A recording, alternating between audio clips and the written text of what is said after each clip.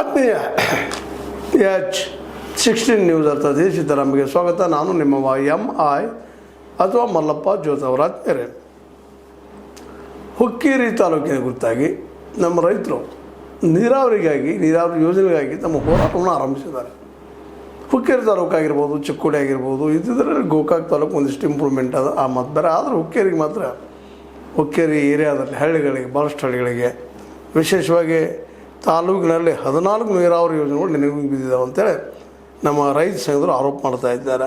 ಕೆರೆ ತುಂಬುವ ಮತ್ತು ಜಲಾಶಯದಿಂದ ಹೂಳೆತ್ತುವ ಏತ ನೀರಾವರಿ ಅನುಷ್ಠಾನದಲ್ಲಿ ವಿಳಂಬ, ಜನರಿಗೆ ನೀರಾವರಿ ಸೌಲಭ್ಯದಿಂದ ವಂಚನೆ ಮಾಡಿರುವ ಮತ್ತು ಕೆಲವು ಗ್ರಾಮಗಳಲ್ಲಿ ಕುಡಿಯುವ ನೀರಿನ ಸಮಸ್ಯೆ ಬಗೆಹರಿಸುವಂತೆ ವಿಶೇಷ ಒಂದು ಒತ್ತು ಕೊಟ್ಟು ಹುಕ್ಕೇರಿ ಪಟ್ಟಣದ ಕೋಡ್ ಸರ್ಕಲ್ನಲ್ಲಿ ಒಂದು ದೊಡ್ಡ ಸ್ಟ್ರೈಕನ್ನು ಮಾಡಿದ್ದಾರೆ, ಹೋರಾಟವನ್ನು ಆರಂಭ ಮಾಡಿದ್ದಾರೆ ನಮ್ಮ ರೈತ ಸಂಘ ಮತ್ತು ಯಶಸ್ವಿನಿ ಅವರು. ಈ ಹೋರಾಟಕ್ಕೆ ಅಲ್ಲಿಯ ನಮ್ಮ ಕತ್ತಿ ಕುಟುಂಬ, ರಮೇಶ್ ಕತ್ತಿಯವರಾಗಿರ್ಬೋದು, ಅವರ ಮಗ, ಅವರ ಅಣ್ಣನ ಮಗ ಉಮೇಶ್ ಕತ್ತಿಯವರ ಮಗ ನಿಖಿಲ್ ಕತ್ತಿಯವರಾಗಿರ್ಬೋದು, ಇನ್ನುಳಿದವರು ಸಪೋರ್ಟ್ ಮಾಡಿದ್ದಾರೆ ಮತ್ತು ಮಾಡಲೇಬೇಕಾದಂಥ ವಿಷಯ. ಯಾಕಂದ್ರೆ ಕಳೆದ 40 ವರ್ಷಗಳಿಂದಲೂ ಹುಕ್ಕೇರಿಯನ್ನು ಆಳಿದಂಥ ನಮ್ಮ ಕತ್ತಿ ಮಿತ್ತಂದರು ಇದೆಲ್ಲ ಇಷ್ಟರೊಳಗೆ ಈಡೇರಿಸಬೇಕಾಗಿತ್ತೇನೋ. ಮತ್ತು AB ಪಾಟೀಲರು ಜೊತೆಗೆ ನಮ್ಮ ಉಮೇಶ್ ಕತ್ತಿಯವರು ಮಿನಿಸ್ಟರ್ ಸಹಿತ ಆದವರು ನಿಜವಾಗಿಯೂ ಅದನ್ನು ಹುಕ್ಕೇರಿಯನ್ನು ಇಷ್ಟರೊಳಗೆ ನೀರಾವರಿಯ ಒಂದು ನಂದನವನ ಅನ್ನುವಾಗಿ ಮಾಡಬೇಕಾಗಿತ್ತು, ಆಗಿಲ್ಲ. ಏನೋ ಅಲ್ಲಿ ಅನೇಕ ಅವರವ್ರ ರಾಜಕೀಯದಿಂದನೋ ಮತ್ತು ಕಾರಣಕ್ಕೂ ಒಂದು ಕಾರಣ ನಿಮಗೆ ಗೊತ್ತಾದ AB ಪಾಟೀಲರು ಮತ್ತು ಉಮೇಶ್ ಕತ್ತಿಯವರು ಟಗ್ ಆಫ್ ವಾರ್, ಒಬ್ಬರೊಬ್ಬರು ವಿಶ್ವಾಸ ಇರಲಿಲ್ಲ ಅನ್ನೋ ಸಹಿತ ಆ ಭಾಗದ ಏಳಿಗೆಗೆ ಒಂದು ದೊಡ್ಡ ಹೊಡೆತ ಬಿತ್ತು. ಆದರೆ ಇತ್ತೀಚೆಗೆ ಯಾವಾಗ ಜಾರಕಿಹೊಳಿ ಕುಟುಂಬದವರು ಅಥವಾ ಜಾರಕಿಹೊಳಿ ಮನೆತನದವರು ಅಥವಾ ಬ್ರದರ್ಸು ಹುಕ್ಕೇರಿ ಮೇಲೆ ಕಣ್ಣು ಹಾಕಿದ್ರು, ಆ ಸಂದರ್ಭದಲ್ಲಿ ಜಾಗೃತ ಆಗಿದ್ದು ರಮೇಶ್ ಕತ್ತಿ ಮತ್ತು ಅವರ ನಿಖಿಲ್ ಕತ್ತಿ ಜೊತೆಗೆ AB ಪಾಟೀಲರು ಸಹಿತ.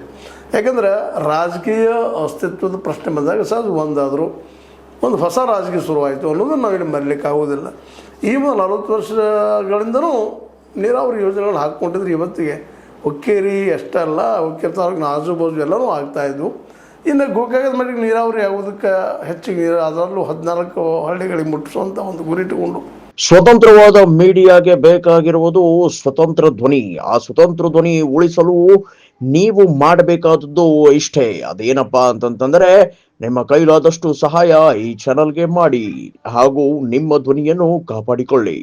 ಇನ್ನೊಂದೇನೋ ನಮಗೆ ವಿದ್ಯುತ್ ಬೇಕಾಗಿತ್ತು, ಅದರಲ್ಲೂ ಗೋಕಾಕ್ ಪಾಲಿಸದ 1885ರಲ್ಲಿ ಆದಂಥ ಒಂದು ದೊಡ್ಡ ಸಾಹಸ.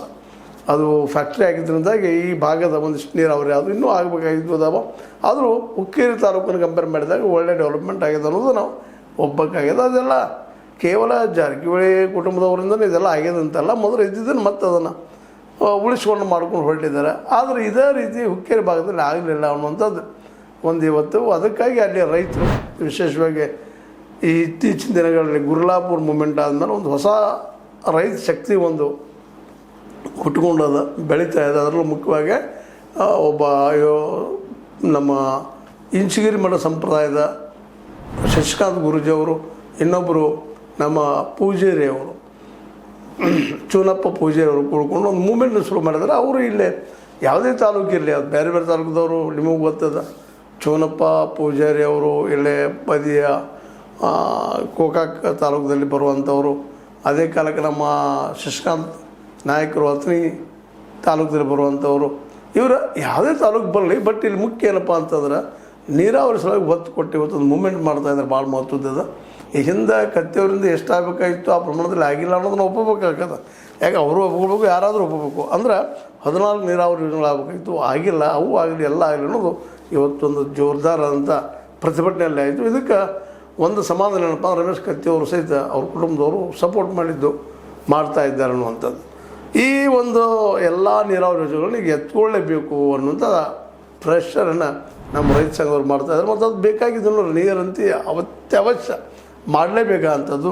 ಅದಕ್ಕೆ ಅವರು ಒಂದು ಅಂದಾಜು ಪ್ರಕಾರ 2,000 ಕೋಟಿ ರೂಪಾಯಿ ಇದಕ್ಕೆಲ್ಲದಕ್ಕೂ ಆಗಬೇಕು, ಖರ್ಚಾಗ್ತದೆ. ಅದನ್ನು ಉಸ್ತುವಾರಿ ಸಚಿವರು ಮಾಡಬೇಕು ಅನ್ನುವಂಥ ಮಾತನ್ನು, ಉಸ್ತುವಾರಿ ಸಚಿವರಾಗಿರ್ಬೋದು, ನೀರಾವರಿ ಮಿನಿಸ್ಟರ್ ಆಗಿರ್ಬೋದು, ಮುಖ್ಯಮಂತ್ರಿಯವರಾಗಿರ್ಬೋದು, ಇದನ್ನು ಶೀಘ್ರ ಕೈಗೆ ಎತ್ತುಕೊಂಡ ನಮ್ಮೆಲ್ಲ ನೀರಾವರಿ ಯೋಜನೆಗಳನ್ನು ಪೂರ್ಣಗೊಳಿಸಬೇಕು, ಇಲ್ಲ ನಮ್ಮ ಹೋರಾಟ ನಿರಂತರ ಅನ್ನುವಂಥ ಮಾತನ್ನು ಈ ನಮ್ಮ ಚೂನಪ್ಪ ಪೂಜಾರಿಯವರು ಮತ್ತು ಅದ್ರ ಜೊತೆ ನಮ್ಮ ಶಶಿಕಾಂತ್ ನಾಯಕರವರು, ಅವ್ರ ಜೊತೆಗಾರರು ಎಲ್ಲರೂ ಇವತ್ತು ಹೋರಾಟವನ್ನು ಮಾಡ್ತಾ ಇದ್ದಾರೆ. ನಿರಂತರ ಹೋರಾಟ ಮಾಡ್ತೀವಿ ಅಂತೇಳಿ ಈ ನಮ್ಮ ಹುಕ್ಕೇರಿ ಪಟ್ಟಣದಲ್ಲಿ ಒಂದು ಈ ಆಶ್ವಾಸನೆ ಸಿಗುವವರೆಗೆ ಹೋರಾಟ ಮುಂದುವರಿಸುವಂತೇನೋ ಸ್ಟಾರ್ಟ್ ಮಾಡಿದ್ದಾರೆ.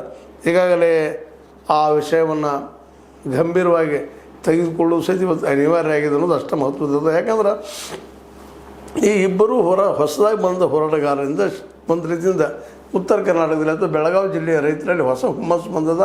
ಮತ್ತು ಪ್ರಶ್ನೆ ಮಾಡುವಂಥದ್ದು, ತಮ್ಗೆ ಬೇಕಾದ್ದನ್ನು ಬೇಡುವಂಥ, ಕೇಳುವಂಥ, ಬೇಡಿಕೆ ಇಡುವಂಥ ಶಕ್ತಿಯೂ ಬಂದದಂತ. ಅದರಲ್ಲೂ ಗುರ್ಲಾಪುರದ ಯಶಸ್ಸು ಸಾಕಷ್ಟು ಈ ಯುವ ನಾಯಕರಿಗೆ ಒಂದು ಆಸ್ಪದವನ್ನು ಪ್ರಶ್ನೆ ಮಾಡುವಂಥದ್ದನ್ನು ತರ್ತಾರೆ. ಮತ್ತು ಇನ್ನೊಂದು ಅವರಿಬ್ಬರನ್ನು ಗಮನಿಸಿದಾಗ ಅವ್ರು ಯಾವ ರಾಜಕೀಯ ಮಾಡಬೇಕು ಮತ್ತೊಂದು ಏನಿಲ್ಲ, ನಮ್ಮ ರೈತ ಬಾಂಧವರಿಗೆ ನೀರು ಮತ್ತು ಮಾರ್ಕೆಟ್ ಎರಡು ಬೇಕು ಅನ್ನುವಂಥ ದಿಶೆಯಲ್ಲಿ ಹೋರಾಟ ಮಾಡ್ತಾ ಇದ್ದಾರೆ ಅನ್ನುವಂಥ ಅಷ್ಟ ಮುಖ್ಯದ. ಯಾಕಂದರೆ ಈ ಹಿಂದೆ ನೋಡಿದಿರಿ ಅವರನ್ನು ಈ ಗುರ್ಲಾಪುರದ ಹೋರಾಟದಲ್ಲಿ ಕಬ್ಬಿಗೆ ಬೆಲೆಯನ್ನು 3300 ನೋಡೋರಿಗೆ ಸಾಧನೆ ಅನಿಸ್ಬೋದು, ಅದು ದೊಡ್ಡ ಸಾಧನೆ ಅದು ಮಾಡಿದರು. ಅದೇ ಕಾಲಕ್ಕೆ ಸರ್ಕಾರವನ್ನು ಬಗ್ಗಿಸಿದರು. ಅದು ಬಗ್ಗಿಸಿದ್ರೆ ನನಗಿದ್ದು ಅನಿವಾರ್ಯವಾಗಿ ಅವರು ಸಹ ಮಿನಿಮಮ್ ಒಂದು ತಮಗೇನು ಸಾಧ್ಯದೋ ಕೆಲಸವನ್ನು ಮಾಡಿದರು ಅನ್ನೋದನ್ನು ಈ ಸಂದರ್ಭದಲ್ಲಿ ನೆನಪಿಸಬೇಕಾಗಿದೆ. ಹೀಗಾಗಿ ಇವತ್ತಿನ ಈ ನೀರಾವರಿ ಹುಕ್ಕೇರಿ ತಾಲೂಕಿನ ಸ್ವಲ್ಪ ನೀರಿಂದ ಅಡಚಣೆ, ತ್ರಾಸ, ತೊಂದರೆ ಆಗುವುದೇನು ಸುಳ್ಳ, ಆಗ್ತಾ ಇರೋದೇನು ಸುಳ್ಳಲ್ಲ. ಅವರಿಗೆಲ್ಲ ನೀರು ಒದಗಿಸ್ಬೇಕಾಗಿದ್ದು ಕರ್ತವ್ಯ, ಅದಾಗಲಿ ಆಗಬೇಕು. ಆ ದಿಶೆಯಲ್ಲೇ DKC ಅವರು ಈ ಕೆಲಸ ಮಾಡಬೇಕು ಅನ್ನೋಂಥದ್ದು ಮತ್ತು ಉಸ್ತುವಾರಿ ಅವರು ಮಾಡಬೇಕು ಅನ್ನುವಂಥ ಮಾತನ್ನು ಇವತ್ತು ಅವ್ರು ಕೇಳ್ತಾ ಇದ್ದಾರೆ. ಅವ್ರು ಕೇಳೋದ್ರಲ್ಲಿ ಅರ್ಥ ಅದು. ಮತ್ತು ಅಧಿಕಾರದಲ್ಲಿದ್ದಾರಪ್ಪ ಅಂತಂದ್ರೆ ಅದು ಅವ್ರನ್ನ ಕೇಳಬೇಕಾಗ್ತದೆ. ಆ ದಿಶೆಯಲ್ಲಿ ಉಸ್ತುವಾರಿ ಸಚಿವರು ಸಹಿತ ಇದನ್ನು ಸೀರಿಯಸ್ ಆಗಿ ತೊಗೊಳ್ಬೇಕಾಗಿದೆ. ಮತ್ತು ಇದೊಂದು ರೀತಿಯಿಂದ ಜಾರಕಿಹೊಳಿ ಅವರ ರಾಜಕೀಯಕ್ಕೆ ಸವಾಲಾಗುವಂಥದ್ದು. ಯಾಕಂದರೆ ಈಗ ಅವರು ನೆಕ್ಸ್ಟ್ ಸ್ಟೆಪ್ ಯಾವುದಪ್ಪ ಅಂದ್ರೆ ಹುಕ್ಕೇರಿ ಮತ್ತು ಬೇರೆ ಬೇರೆ ತಾಲೂಕುಗಳು ಕಣ್ಣಿಟ್ಟಿದ್ದಾರೆ ಮತ್ತು ಬೇರೆ ರಾಜಕೀಯ ಬೆಳಿಬೇಕಂತೇಳಿ. ಮತ್ತು ಇತ್ತೀಚೆಗೆ ಅವ್ರ ರಾಜಕೀಯನೂ ಸ್ವಲ್ಪ ಚೇಂಜಸ್ ಆಗ್ತಾಯಿದೆ. ಜನರ ಬೇಡಿಕೆಗಳಿಗೆ ಸ್ಪಂದಿಸುವಂಥ ಕೆಲಸವನ್ನು ಮಾಡ್ತಾಯಿದ್ದಾರೆ. ಮನುಷ್ಯ ನೋಡ್ರಿ, ಹುಟ್ಟಿದ ತಕ್ಷಣ ಯಾರು ಬುದ್ಧಿವಂತರಿರೋದಿಲ್ಲ. ಬೆಳೆದಂಗೆ ಸಮಸ್ಯೆಗಳು ಎದುರಾದಂಗೆ ಸಹಜವಾಗಿನ ಅದಕ್ಕೆ ಏನು ಮಾಡಬೇಕು ಅನ್ನೋಂಥ ಸ್ಪಂದನೆಗಳು ಸ್ಟಾರ್ಟ್ ಆಗ್ತಾವೆ. ಅದೇ ರೀತಿಯಲ್ಲಿ ಸತೀಶ್ ಜಾರಕಿಹೊಳಿ ಉಸ್ತುವಾರಿ ಇದ್ದಾರೆ.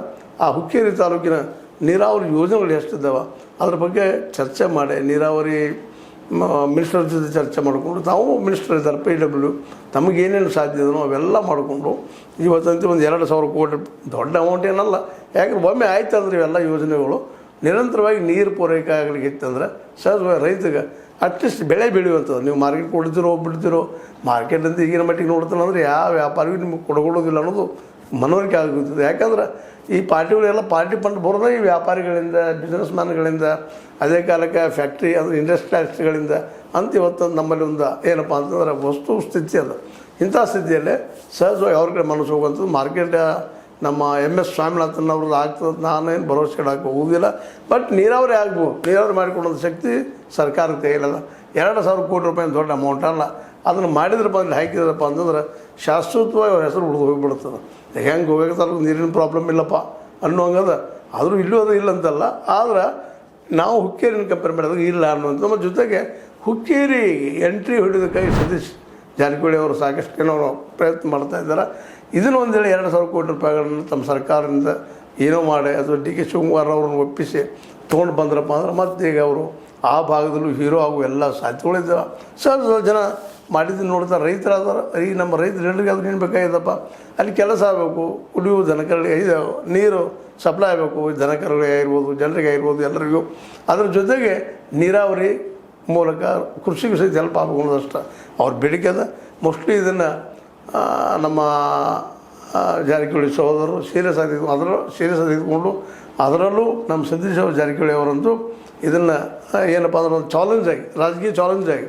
ಯಾಕಂದ್ರೆ ಹುಕ್ಕೇರಿ ಇವತ್ತು ಅವ್ರಿಗೆ ಏನಪ್ಪ ಅಂದ್ರೆ ನಿಧಾನಕ್ಕೆ ನಿಲುಕಲಾರದ ಗಗನ ಕುಸುಮ ಆಗುವ ಎಲ್ಲ ಸಾಧ್ಯತೆಗಳಿದ್ದಾವೆ.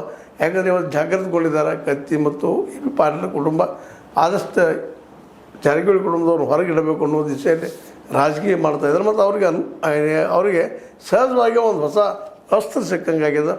ಅದು ನಮ್ಮ ರೈತ ಮುಖಂಡರು ರೈತರ ಜೊತೆಗೆ ತಮ್ಮನ್ನು ತಾವು ಗುರುತಿಸಿಕೊಳ್ಳೋ ಕೆಲಸವೇ ಮಾಡ್ತಾ ಇದ್ದಾರೆ. ಅಂದ್ರೆ ಇದೆಲ್ಲ ಡೆವಲಪ್ಮೆಂಟ್ ನೋಡಿದಾಗ ಸಹಜವಾಗಿ ಇಲ್ಲಿ ಜಾರಕಿಹೊಳಿ ಅವರನ್ನು ಟಾರ್ಗೆಟ್ ಮಾಡುವಂಥದ್ದು. ಸರ್ಕಾರದಲ್ಲಿದ್ದಾರೆ, ಕೆಲಸ ಮಾಡಲಿ ಅನ್ನೋದು ಒತ್ತಡ ತರ್ತಾನೆ. ಆ ಒತ್ತಡಕ್ಕೆ ಅವ್ರು ಮಾಡಲೇಬೇಕಾದಂಥ ಪರಿಸ್ಥಿತಿ ತರ್ತಾ ಇದ್ದಾರೆ. ಇದನ್ನು ಮಾಡಲೇಬೇಕಾಗ್ತದೆ ಜಾರಕಿಹೊಳಿ ಸಹೋದರರಾದರೂ ಸಹಿತ. ಯಾಕಂದ್ರೆ ಅವ್ರಿಗೂ ಇಲ್ಲಿ ರಾಜಕೀಯವಾಗಿ ಬೆಳಿಬೇಕನ್ನುವಂತಹ ಅಭಿಲಾಷೆ ಮತ್ತು ಮಹತ್ವಾಕಾಂಕ್ಷೆ ಇದೆ. ಹೀಗಾಗಿ ಮೋಸ್ಟ್ಲಿ ಈ ನೀರಾವರಿ ಯೋಜನೆಗಳನ್ನು ಉಸ್ತುವಾರಿ ಸಚಿವರು DKC ಅವರಿಗೆ ಮನವರಿಕೆ ಮಾಡಬಹುದು ಅನ್ನುವಂಥದ್ದು ಮತ್ತು ಇದನ್ನು ಸಿದ್ದರಾಮಯ್ಯ ಕಡೆಯಿಂದ ಮಾಡಿಸುವ ಎಲ್ಲ ಸಾಧ್ಯತೆಗಳಿದ್ದಾವೆ. ಇದನ್ನು ಮಾಡಿದರೆ ಸಹಜವಾಗಿ ಹುಕ್ಕೇರಿ ಭಾಗದಾಗ ಇವ್ರ ಬಗ್ಗೆ ಇನ್ನಷ್ಟು ಹೆಚ್ಚು, ಈಗ 30% ಅದಾರ, ಇನ್ನೂ ಹೆಚ್ಚಾಗುವಂಥ ಸಾಧ್ಯತೆಗಳು ಎಲ್ಲ ಇದ್ದಾವೆ. ನೋಡು ಏನಾಗ್ತದೆ. ಯಾಕಂದ್ರೆ ಈಗ ಜನಕ್ಕೆ ಬೇಕಾಗಿದ್ದು ನೀರು, ಕುಡಿಯುವ ನೀರು, ರೈತರಿಗೆ ಬೇಕಾಗಿದ್ದು ಅವ್ರ ಹೊರಗಳಿಗೆ ನೀರು. ಅದಕ್ಕೆ ಈ ನೀರನ್ನು ಒದಗಿಸುವಲ್ಲೇ ಸತೀಶ್ ಮತ್ತು ಅವರ ಪಾರ್ಟಿ ಎಷ್ಟು ಮಟ್ಟಿಗೆ ಯಶಸ್ವಿ ಆದೀತು ಅನ್ನುವಂಥದ್ದು. ಮತ್ತು ಆಗದೆ ಹೋದರೆ ಇದರ ಲಾಭ ತಗೊಳ್ಳಲ್ಲೇ ಹಿಂದೆ ಬಿಡಲಿಕ್ಕಿಲ್ಲ ಈ ಸಲ BJPಗರು ಅನ್ನುವಂಥದ್ದು ಅಂತ ಹೇಳ್ತಾ, ಒಟ್ಟಾರೆ ಏನೂ ಆಗಲಿ ಈ ನೀರಾವರಿ ಯೋಜನೆಗಳನ್ನು ಒಂದು 2,000 ಕೋಟಿ ರೂಪಾಯಿದಾಗುವಂಥದ್ದನ್ನು ಅದರ ಏನಪ್ಪ ಎಷ್ಟು ಖರ್ಚು ಆಗ್ಬೋದು ಏನಾಗ್ಬೋದು ಅಂತ ಒಂದು ಪ್ಲ್ಯಾನ್ ಮಾಡಿಕೊಂಡು ಆ ದಿಶೆಯಲ್ಲಿ ಎಲ್ಲರೂ ವಿಶ್ವಾಸ ತೆಗೆದುಕೊಂಡು ಈ ಕೆಲಸ ಮಾಡಿದರೆ ಹುಕ್ಕೇರಿ ಭಾಗದಲ್ಲೂ ಸಹಿತ ಜಾರಕಿಹೊಳಿ ಸಹೋದರ ಬಗ್ಗೆ ಒಂದಿಷ್ಟು ಒಳ್ಳೆಯ ಅಭಿಪ್ರಾಯ ಇನ್ನೂ ಮೂಡಬಹುದು ಮತ್ತು ಇವ್ರ ಬಗ್ಗೆ ಒಂದು ಆತ್ಮೀಯತೆ ಹೆಚ್ಚಾಗ್ಬೋದು ಅನ್ನೋದು ಸಹಿತ ಅಷ್ಟ ಸತ್ಯದ. ಆದರೆ ಇದು ಆಗಬೇಕಲ್ಲ, 2,000 ಕೋಟಿ ರೂಪಾಯಿಗಳನ್ನ ಹೆಂಗೆ ಅಡ್ಜಸ್ಟ್ ಮಾಡ್ತಾರೆ ಅನ್ನಿಸಿದ ಅಷ್ಟ ಮುಖ್ಯದ. ಏನಲ್ಲಿ ಪ್ರತಿಭಟನೆ ಮಾತ್ರ ಈಗ ಶುರುವಾದ, ನಿರಂತರದ, ಅದು ಕೊಡುವವರಿಗೆ ನಾವು ಬಿಡುವುದಿಲ್ಲ ಅನ್ನೋಂಥ ಹಠದಲ್ಲಿದ್ದಾರೆ ನಮ್ಮ ಚಿನ್ನಪ್ಪ, ನಮ್ಮ ಚೂನಪ್ಪ ಪೂಜಾರವರಾಗಿರ್ಬೋದು, ಜೊತೆಗೆ ನಮ್ಮ ಶಶಿಕಾಂತ್ ನಾಯಕರು, ಶಶಿಕಾಂತ್ ನಮ್ಮ ಪಡಸಲಿಗೆ ಅವರು ಅಂದರೆ ಗುರೂಜಿಯವರು, ಇವರೆಲ್ಲರೂ ಕೂಡಿಕೊಂಡು ಈ ಹೊಸ ಒಂದು ಸಾಧನೆ ಮಾಡಿಸಲಿ. ಈ ಒಂದು ಉಸ್ತುವಾರಿಯಿಂದ ಆಗಿರ್ಬೋದು ಅಥವಾ ನಮ್ಮ ರಾಜ್ಯ ಸರ್ಕಾರದಿಂದ ಆಗಿರ್ಬೋದು. ಯಾಕಂದ್ರೆ ನೀರಾವರಿ ಆದಷ್ಟು ರೈತ ಬಲಿಷ್ಠ ಆಗ್ತಾನೆ, ಜೊತೆಗೆ ಮಾರ್ಕೆಟ್ ಕೊಡಿಸುವಂಥ ಕೆಲಸನೂ ಆಗ್ಬೋದು. ನೋಡಿ ಹೋರಾಟ ನಡೆದ ಹೋರಾಟಕ್ಕೆ ಈ ಒಂದು BJPಯ ರಮೇಶ್ ಕತ್ತಿ ಒಂದು ಬೆಂಬಲ ಸಿಕ್ಕದ. ಇದರದ ರಾಜಕೀಯ ಸಾಧಕ ಬಾಧಕಗಳ ಬಗ್ಗೆ ವಿವರಿಸಿ ಹೇಳಬೇಕಾಗಿಲ್ಲ ಅನ್ನೋದನ್ನು ಈ ಸಂದರ್ಭದಲ್ಲಿ ಜಾರಕಿಹೊಳಿ ಸಹೋದರರು ತಿಳ್ಕೊಂಡಿದ್ದಾರೆ ಅಂತ ತಿಳ್ಕೊಂಡಿದ್ದೀನಿ. ಯಾಕಂದ್ರೆ ಈಗೇನು ಶುರು ಆಗ್ಯದ ಇದು ರಾಜಕೀಯ ಆಟ. ಇದಕ್ಕೆ ಯಾರೂ ಬಲಿಯಾಗದ ತಮ್ಮ ಹಿತಾಸಕ್ತಿಯನ್ನು ಕಾಪಾಡಿಕೊಳ್ಳೋದು ಅಥವಾ ರಾಜಕೀಯ ಬಲಿಷ್ಠ ಆಗೋದು ಈ ಸಂದರ್ಭ ಒಂದು ಚಾನ್ಸ್ ಕೊಟ್ಟದೆ ಎಲ್ಲರಿಗೂ ಅಂತ ಹೇಳ್ತಾ, ಇದರಲ್ಲಿ ಏನಾದರೂ ಜಾರಕಿಹೊಳಿ ಸಹೋದರರು ಎಲ್ಲ ಅನುಕೂಲ ಮಾಡಿದರೆ ಹೀರೋ ಆಗಿ ಹೋಗುವಂಥದ್ದು ಇಲ್ಲಪ್ಪ, ಅದನ್ನೇ ಒಂದು ವಿಷಯ ಮತ್ತಷ್ಟು ಒಂದು ಹೋರಾಟಕ್ಕೂ ಮತ್ತದಕ್ಕೂ ಕಾರಣೀಭೂತನೂ ಆಗ್ಬೋದು ಅಂತ ಹೇಳ್ತಾ, ಇದು ನಿಮ್ಮ ಲೈಕ್ ಆಗಿರ್ಬೋದು. ಲೈಕ್ ಮಾಡಿ, ಶೇರ್ ಮಾಡಿ, ಕಾಮೆಂಟ್ ಮಾಡಿ, ಜೊತೆಗೆ ಸಬ್ಸ್ಕ್ರೈಬ್ ನೆನೆಸ್ಕೊಂಡು H16 ನ್ಯೂಸ್ ಅರ್ಥಾತ್ ಹೆಚ್ಚಿತರ ಸತ್ಯಕಾಗಿರಲಿ ವಂದನೆಗಳು. ಆತ್ಮೀಯ ಸಾರ್ವಜನಿಕರಲ್ಲಿ H16 ಅರ್ಥಾತ್ ಸೀತಾರಾಮದಿಂದ ಒಂದು ಮನವಿ. ಈ ಸಂಸ್ಥೆ ಭ್ರಷ್ಟಾಚಾರ, ಅನ್ಯಾಯ, ಅತ್ಯಾಚಾರಗಳಿಂದ ನೊಂದವರ ವೇದಿಕೆ. ಅನ್ಯಾಯಕೋರರ, ಭೂಗಳ್ಳರ, ನಶಾ ಸಾರಾಯಿ ಮಾಫಿಯಾಗಳ ವಿರುದ್ಧದ ಧ್ವನಿ. ರೈತರ, ಕೂಲಿಕಾರ, ಕಾರ್ಮಿಕರ, ಬಿದ್ದ ಸಮುದಾಯ ಜನರ ಧ್ವನಿ. ಬೆಂಬಲವಾಗಿ ನಿಂತು ತನುಮನ ಧನದ ಸಹಾಯಕ್ಕೆ ಸಾರ್ವಜನಿಕರಲ್ಲಿ ಕೋರಿಕೆ. ದಾನದ ಸಹಾಯ ನೀಡಿ ಸ್ವಾತಂತ್ರ್ಯ ಪತ್ರಿಕೋದ್ಯಮ ಉಳಿಸಿ ಬೆಳೆಸಿ. ವಂದನೆಗಳು. ತಮ್ಮನ್ನೇ ನಂಬಿರುವ ಮಲ್ಲಪ್ಪ ಇ ಜೋತಾವರ್. ಈ ಕೆಳಗಿನ QR ಸ್ಕ್ಯಾನ್ ಮಾಡಿ ಅಥವಾ ಈ ನಂಬರ್ ಅಂದರೆ 7411402405ಗೆ ಇಲ್ಲ 9686864852ಗೆ ನೀವು ಫೋನ್ಪೇ ಮಾಡಿ, Paytm ಮಾಡಿ ಅಥವಾ ಇನ್ನಾವುದೇ ಮಾಧ್ಯಮದಿಂದ ಗೂಗಲ್ ಮೂಲಕ ಸಹಾಯ ಮಾಡಿ ಈ ಪ್ರಾಮಾಣಿಕ ಪತ್ರಿಕೋದ್ಯಮವನ್ನು ಉಳಿಸಿ ಅಂತ ಮತ್ತೊಮ್ಮೆ ಮನವಿ. ವಂದನೆಗಳು.